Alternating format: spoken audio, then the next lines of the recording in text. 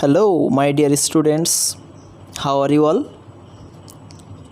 আশা করি তোমরা সবাই ভালোই আছো। আজকে এই ভিডিওটা সপ্তম শ্রেণীর জন্য। তোমরা জানো তোমাদের স্কুল থেকে মডেল অ্যাক্টিভিটি টাস্ক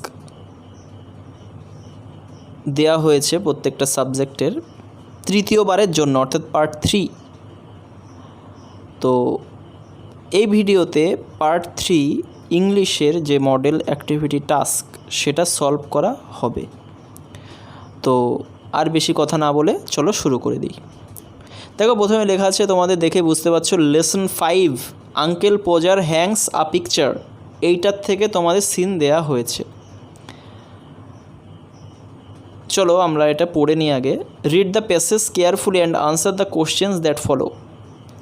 এই প্যাসেজটা ঠিক করে পড়ো এবং তারপরে প্রশ্নের উত্তর দাও। And then he would took off his coat and begin. তোমরা জানো এই গল্পে আঙ্কেল পোজার কি করেন, একটা ছবি নিয়ে আসেন এবং সেটা টাঙানোর কাজ করেন। সেই কাজ চলাকালীন বিভিন্ন অঘটন বলতে বিভিন্ন হাস্যকর ঘটনা ঘটতে থাকে, তিনি নিজেই করেন সেগুলো। তো সেটাই এই গল্পের মূল বস্তু। তো এখানে শুরু হচ্ছে যেখান থেকে এখানে দেয়া হয়েছে মূল গল্পের, সেটা কি, and then he would took off his coat and begin. এরপরে তিনি তার কোটটা খুলে ফেলবেন এবং শুরু করবেন তার কাজ। He would send the girl out for 6 pence worth of nails, and then one of the boys after her to tell her what size to get. He would send the girl out for 6 pence worth of nails. তিনি একটা মেয়েকে পাঠাবেন 6 Penney, 6 pen worth মানে 6 পেনির nail, পেরেক আনার জন্যে পাঠাবেন। And then one of the boys after her to tell her what size to get. তারপরে একটি ছেলেকে পাঠাবেন যে কোন সাইজের, কোন মাপের পেরেক নিয়ে আসতে হবে সেটা বলার জন্যে আর কি, সেটা ওই মেয়েটাকে বলার জন্যে। Now you go and get me my hammer Will, he would shout, and you bring me the rule Tom. এবার তিনি কী করছেন, এক একজনকে এক একটা অর্ডার দিচ্ছেন। উইল নামক একটা ছেলেকে, আঙ্কেল পোজারের ছেলে, তাকে কি বলছেন, now you go and get my hammer, এখন তুমি যাও এবং আমার হাতুড়িটা নিয়ে আসো। হি উড শাউট, তিনি চিৎকার করে বলবেন এইসব এত কিছু আর কি। And you bring me the rule Tom, এবং এই যে টম, তুমি আমার জন্যে রুল, এখানে রুল মানে স্কেল টাইপের ধরে নিতে পারো আর কি, স্কেল। তা তুমি আমার জন্য এই রুলটা নিয়ে এসো Tom. I shall want the step ladder and I had better have a kitchen chair two.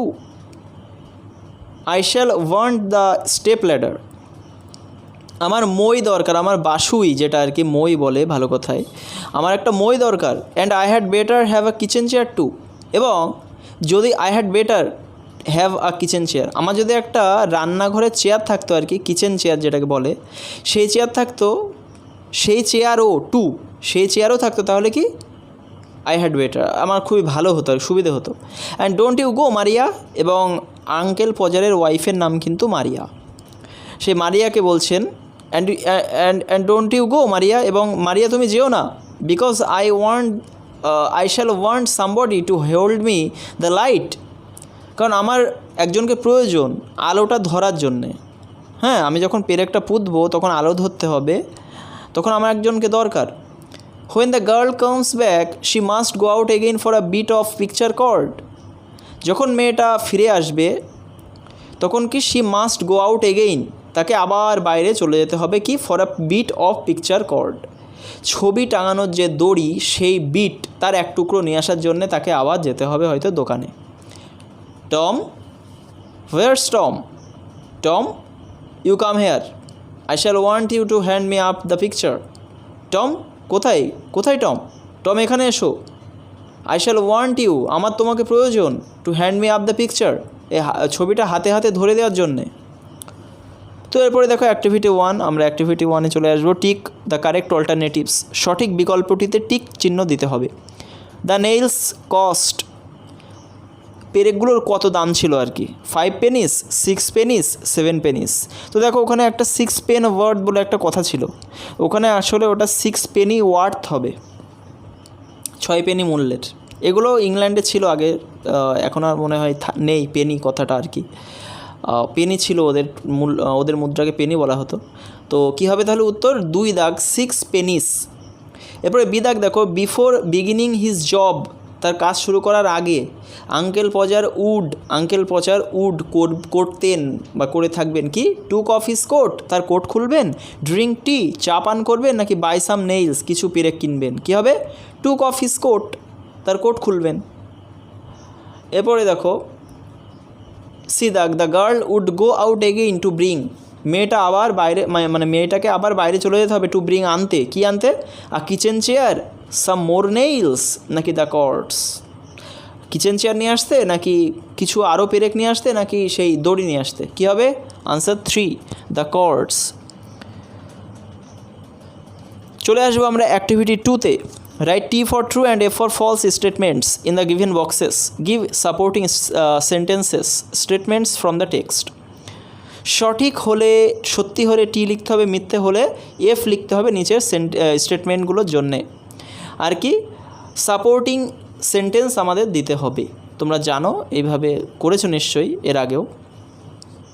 দেখো প্রথমে, uncle Podger asked aunt Maria to assist him with the chair. Uncle Podger aunt মারিয়াকে বলেছিলেন সাহায্য করার জন্যে উইথ দ্য চেয়ার মানে চেয়ারে সাহায্য করার জন্যে। এটা তো ফলস, কারণ তিনি আন্ট মারিয়াকে বলেছিলেন আলো ধরার জন্যে। তো এটা সাপোর্টিং কি হবে দেখো, and don't you go Maria because I shall want somebody to hold me light, এটা হবে। নেক্সট দেখো বি দাগ, 2 persons were engaged to bring the nails.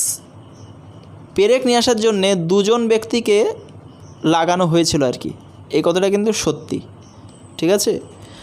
দেখো প্রথমে কি, he would send the girl out for 6 pennyworth of nails and then one of the boys after her to tell her what size to get. অর্থাৎ তিনি মেয়েটিকে পাঠাবেন 6 পেনির পেরেক নিয়ে আসতে, এবং তারপরে আর একজন ছেলেকে পাঠাবেন যে সে কোন সাইজের পেরেক নিয়ে আসবে সেইটা বলে দেওয়ার জন্যে। সুতরাং দুজনকেই তো কাজে লাগানো হলো। সিদাকে চলে আসবো, the first thing that uncle Podger wanted was Will's hammer.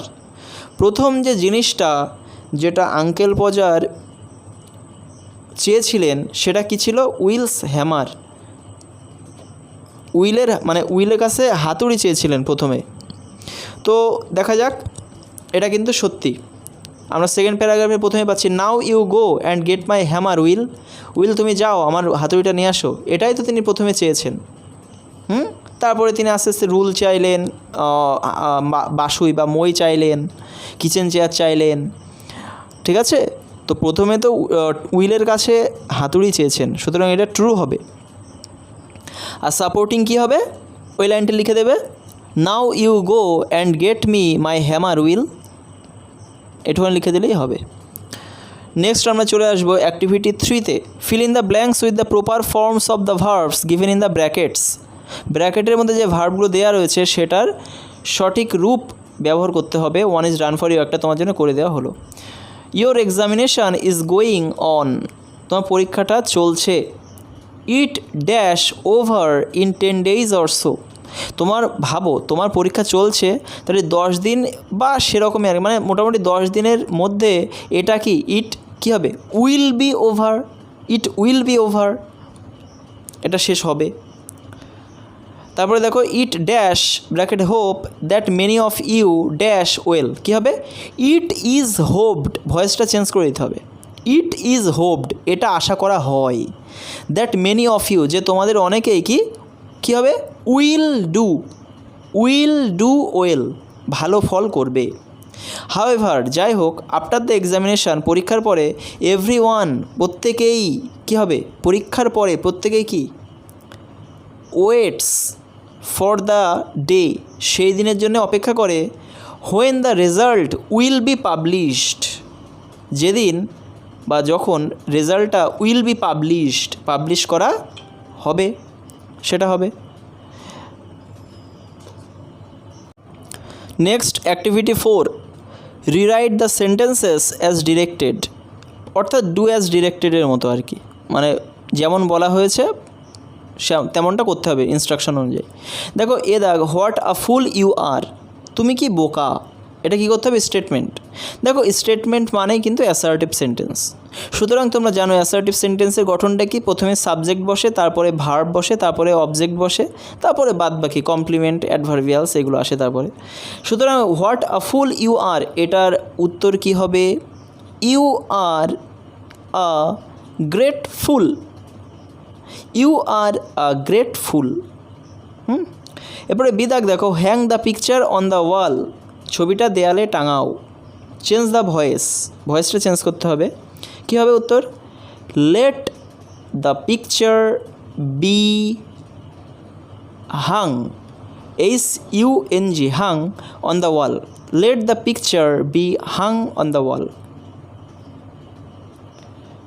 এরপরে দেখো সিদাগ, she is a happy woman, তো এইটার কি বলেছে? Turn into a complex sentence, এটা কমপ্লেক্স সেন্টেন্স করতে হবে। দেখো তোমাদের যারা শিক্ষক তারা নিশ্চয়ই তোমাদেরকে বলেই দিয়েছেন ইতিমধ্যে যে সেন্টেন্সকে গঠনগতভাবে 3টে ভাগে ভাগ করা যায়, একটা হচ্ছে সিম্পল, কমপ্লেক্স, মানে আর একটা কমপ্লেক্স, তারপর একটা কম্পাউন্ড, 3টে ভাগে।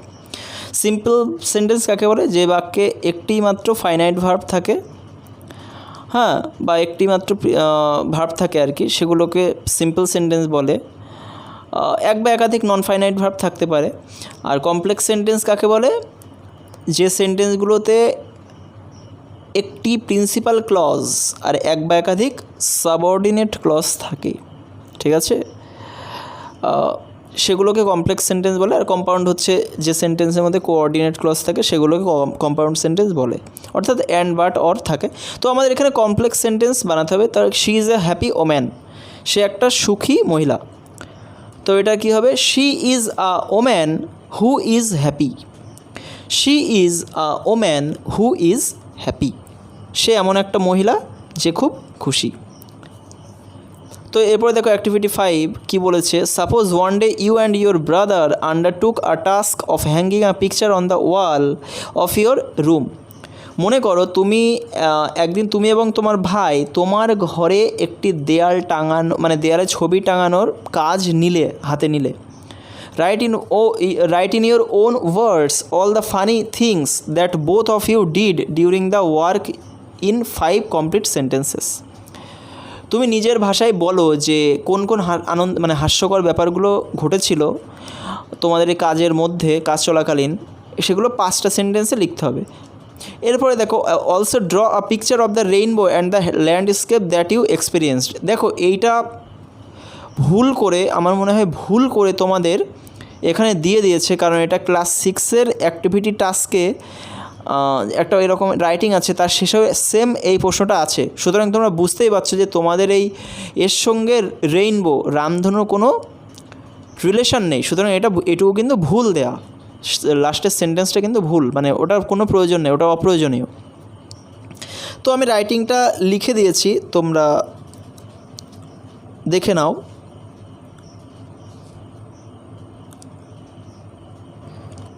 Yesterday, my brother and I decided to hang a picture in my room. গতকাল আমি এবং আমার ভাই সিদ্ধান্ত নিয়েছিলাম যে একটা ছবি টাঙাবো আমার ঘরে। At first, I sent my brother to bring some nails from our nearest shop. আমাদের বাড়ির কাছাকাছি একটা দোকান থেকে প্রথমে আমি আমার ভাইকে পাঠিয়েছিলাম পেরেক নিয়ে আসতে। But he brought nails of wrong size.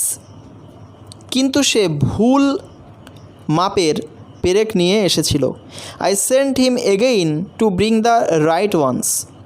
আমি তাকে আবার পাঠিয়ে দিয়েছিলাম সঠিক মাপের পেরেক নিয়ে আসতে। He was very short and weak. সে খুব বেটে ছিল এবং দুর্বল প্রকৃতির ছিল। So when I stepped on the chair, সুতরাং আমি যখন চেয়ারের উপর পা রাখলাম and tried to hang the picture এবং ছবি টাঙানোর চেষ্টা করলাম। He could not hold the chair, সে চেয়ারটা ধরে রাখতে পারলো না। অ্যান্ড আই ফেল ডাউন, এবং আমি নিচে পড়ে গেলাম। But finally I hung the picture with his help, কিন্তু শেষমেশ আমি ছবিটা টাঙিয়েছিলাম তার সাহায্যে আর কি। এইগুলোই হচ্ছে ফানি ইনসিডেন্ট। তো মোটামুটি তোমরা এরকম লিখে দিলেই হবে। তো এখানেই তোমাদের অ্যাক্টিভিটি টাস্কটা শেষ হলো। জানিও অবশ্যই তোমাদের কেমন লাগলো অ্যাক্টিভিটি টাস্কটা। ভালো লাগলে অবশ্যই লাইক দিও, লাইক, কমেন্ট এবং শেয়ার করো। আর এই ক্লাস 7-এরই বাদবাকি সাবজেক্টগুলোর ভিডিও আমি খুব তাড়াতাড়ি আমার এই ইউটিউব চ্যানেলে পাবলিশ করতে চলেছি। তো যদি তোমরা সেই ভিডিওগুলো পেতে চাও তাহলে অবশ্যই সাবস্ক্রাইব বাটনটা ক্লিক করে পাশে থাকা বেল আইকনটা প্রেস করে দাও। তাহলে কি হবে, যখনই আমি ওই ভিডিওগুলো দেব তখনই তোমাদের কাছে নোটিফিকেশান চলে যাবে, তোমরা সঙ্গে সঙ্গে দেখে নিতে পারবে, খোঁজা লাগবে না। আর মডেল অ্যাক্টিভিটি টাস্ক 1 মানে ফার্স্ট পার্ট আর সেকেন্ড পার্ট এর সমস্ত ভিডিও, সপ্তম শ্রেণীর সমস্ত ভিডিও আমার এই চ্যানেলে আপলোড করা আছে।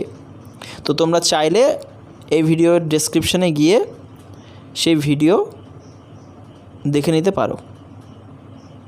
ধন্যবাদ।